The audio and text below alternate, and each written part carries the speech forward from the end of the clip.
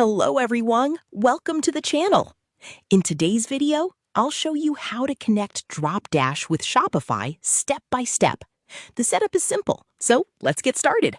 First, open your Shopify admin dashboard and log into your account. Once you're inside Shopify, look at the left-hand side and click Apps. From here, go to App Settings. Now, click on the Shopify App Store to find the Dropdash app. In the search bar, type Dropdash and press Enter. Find the Dropdash app in the search results and open its listing. Here you see that you cannot install Dropdash.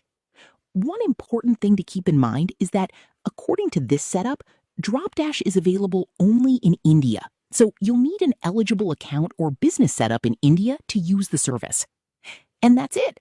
If this tutorial helped you, don't forget to like the video, subscribe to the channel, and turn on notifications for more Shopify tutorials.